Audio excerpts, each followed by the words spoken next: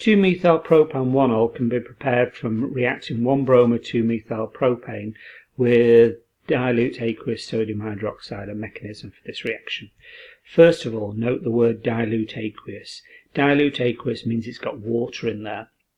When you use cold water, it doesn't specify the condition of cold, but we know there's water in there. Cold water, what actually happens is the hydroxide group on the sodium hydroxide replaces or substitutes itself for the Br. So the Br is lost and the hydroxide replaces that. That's what happens in cold water when water is present. And therefore the Br comes off, and the Br on the 1-bromo, the bromo on carbon number 1 is replaced by an OH group. An OH group is sometimes called an ol group, and look, there it is, a 1-ol. So name the mechanism. Well, OH minus is a nucleophile. We'll discuss that in a minute. It's a nucleophile and it's substituting, swapping itself for the Br. So it's nucleophilic substitution. Let's have a look at the mechanism now, and we can understand what a nucleophile is and what's actually happening.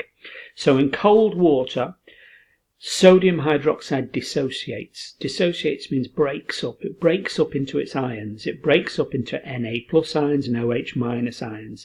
The Na plus ion isn't important. It's a spectator ion. It just sits there and doesn't do anything. So you don't include that in the mechanism. If you do, if you include Na, sodium, Na plus in the mechanism, you will get it wrong. You only need the hydroxide part. That's the part that reacts. And a hydroxide ion is an OH minus ion, but it's got a lone pair of electrons on the O. Remember, a curly arrow can't come from a minus. It can only come from a double bond, a single bond, or a lone pair of electrons. So it's a lone pair of electrons is important. Do not include the Na in here. And what it's going to do is it's going to substitute itself for the Br, and the OH is going to join on, and the Br will be lost as Br minus. Let's have a look at that in a little bit more depth. Now, this is a polar bond. C to Br is a polar bond. What that means is the Br is electronegative. It withdraws the electrons along that bond towards itself. That's what electronegativity means. And in doing so, the electrons, which are minus, give a very small minus charge to the Br and a very small plus charge to the C as they're drawn along here along this bond towards the Br. That gives a reason for the lone pair of electrons therefore to attack or bond with the carbon, because that's got a plus and these electrons are minuses, and they will actually form a bond then to that carbon. The lone pair of electrons, that lone pair there, are actually now in that covalent bond there in between the C and the OH. They're bonded to the carbon. The carbon can't have 5 bonds. It can't have an extra bond, so it's got to release a bond, and it breaks. The electrons go onto the Br. After all, they're being withdrawn to the Br anyway with its electronegativity, and now they go. So they go from here onto the Br. Electrons, remember, are minuses, and that's why that ends up with a Br minus over here. The OH has lost its charge because it's given electrons away, it's donated them. And that's the definition of a nucleophile. What a nucleophile is, nucleophile in Greek, nucleo means plus. It comes from the word nucleus, and nucleus has got protons in it, which are pluses. Plus, philic means to love. It's a plus lover. That's the translation for Greek, but it's not really its definition. That's just a straight translation, a dictionary translation. Plus lover. And look, it's loving that plus in bonding to it. But what its true definition is, it's a lone pair donor. It gives away that lone pair there to form a bond, and the lone pair will end up as a bonded pair in between the C and the O. It's a nucleophile, is a lone pair donor, and in doing so, in donating them and forming a new covalent bond here, the Br is lost or substituted, hence nucleophilic substitution. Next, we've got a big long passage here. I'm not going to read through it all because I need to pick things out. If I read through it all, we'll get confused. I need to pick the important bits out and go on this kind of scavenger hunt of a calculation. Let's have a look. What do we do first from all of this information? Density. Density is my key word. Density, I've been given a density. Why would I be given a density? The only reason I'd be given a density is because density equals mass over volume. So I've got to use density. I've got one equation that I can use. Density is mass over volume. So to work out the third thing, I need a second thing. Density, I've got mass. Have I got mass of the 1-bromo-2-methyl propane? No, I haven't, but I've got its volume. So I've got density and volume of 1-bromo-2-methyl propane. I must have density as mass over volume. I've got density, I've got volume, I must have to work out mass. So let's have a look at this calculation now. Density is mass over volume. What units are they in? Well, density is 1.26, that should be a 6 there rather than a 5, 1.26 grams per centimetre cubed. So that gives you a clue that the mass is in grams and the volume's in centimetre cubed. So that mass is in grams and the volume's in centimetre cubed. And I've got the volume in centimetre cubed, 2 centimetre cubed. So they're in the right units.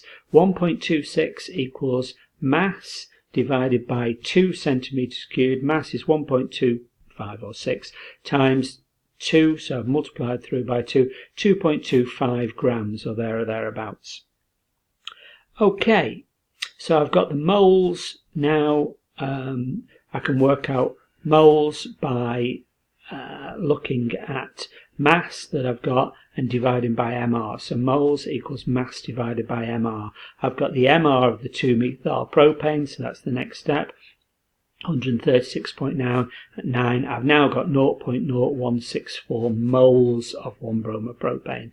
It's always useful to have moles because then I can refer back to my equation. I've got my equation. 1 mole of this makes 1 mole of this, and that's why I've got the equation here in front of me. So the equation tells me the molar quantities. After all, it's just a recipe with amounts in moles. 1 mole of this makes 1 mole of this. Have I got 1 mole of this? No, I've got 0.0164 moles of the 1-bromo-2-methyl propane. 1 mole would make 1 mole, so 0.0164 moles of this will make 0.0164 moles of my product, of my 2-methyl propan 1-ol. So now I know how many moles of 2-methyl propan 1-ol I've got. What other information have I got about the 2-methyl propan 1-ol? I've got its mass and I've got its MR. I could work out the mass theoretically, not using this value were obtained yet. I could work out theoretically how much I should make. I know that I should make 0.0164 moles. Moles is mass divided by MR. I've got the MR as 74. Moles is 0.164 equals mass divided by 74. Multiplied by 74. I should make 1.216 grams of my 2-methyl propan 1-ol. That's how much I should make. I've not used any experimental data yet. This is theoretical, just from maths and chemistry. That's how much I should make. Now it tells me how much I did actually were obtained, how much I actually did get. So I'm going to introduce this bit now, which is my actual yield. 895 milligrams. I've got a problem though because my theoretical mass is in grams. So let's turn milligrams into grams, and then we've got comparable units. 895 milligrams, small unit into a bigger unit like grams. I'm going to divide by 1,000. So small unit into a larger one divided by 1,000. 895 milligrams divided by 1,000, 0.895 grams.